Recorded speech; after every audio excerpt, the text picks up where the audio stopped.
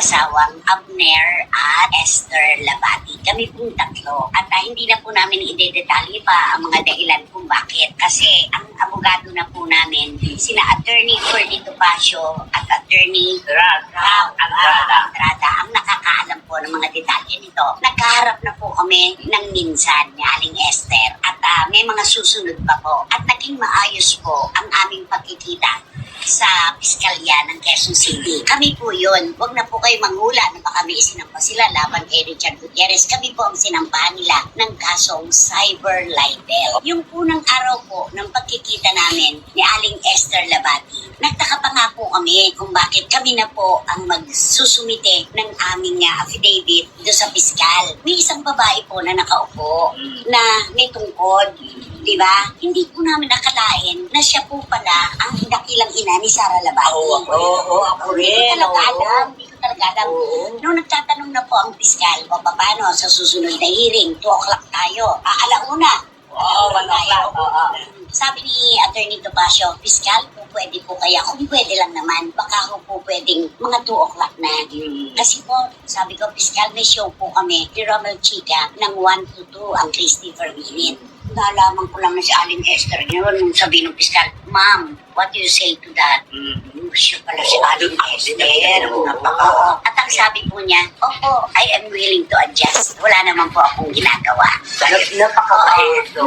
Respeto. Tapos nung sabihin ko, ay piskal, sorry po. Nako, Hindi pala 2 o'clock. 2 o'clock kasi bibiyahe pa po kami papunta rito. Sana po mga 2:30.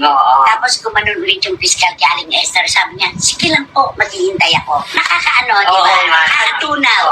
Nakakatunaw. At yun naman po ay inilalabas natin yung kasong isinampa sa atin. Pero ang ganda-ganda kasi nung ating pagdudoob. Yes, Kaya, diba? Oo, kasi di ba kung minsan may makita, siya ang nagdidemanda, di ba siya ang mataray? Kasi Kung iba lang yun, ay hindi, piskal, kung ano po yung oras, doon po kami dapat sumunod. Oo, tama. Dapat yun. Yun nga yung pinag-uusapan natin, di ba? At Sa oras pa lang sa oras pa lang yun, na first time natin na video. Kasi nga yung sinabi kong ako yung gandima. Ay, no, kaya mo ka mag-usaya.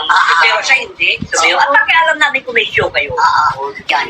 Yung mga detalye po, nasa piskalya na, hintayin na lang po natin kung mahahanapan ng merito ng piskal yung isinampang cyber libel laban sa amin. Kami na po ang puumpirma. Kami pong tatlo ang idinimanda ng cyber libel ng mag-asawang Abner at Esther Labati. Kami pong tatlo. At hindi na po namin idedetalye pa ang mga dahilan kung bakit. Kasi ang abogado na po namin, sina Attorney Ferdy Topacio at Attorney Rao Andrada, ang nakakaalam po ng mga detalye nito. Nagkaharap na po kami ng minsan ni Aling Esther at may mga susunod pa po. At naging maayos po ang aming pagkikita sa Piskalya ng Quezon City. Kami po yun. Huwag na po kayo manghula na baka may isinampa sila laban kay Richard Gutierrez. Kami po ang sinampahan nila ng kasong cyber libel. Yung unang araw po ng pagkikita namin ni Aling Esther Labati, nagtaka pa nga po kami kung bakit kami na po ang magsusumite ng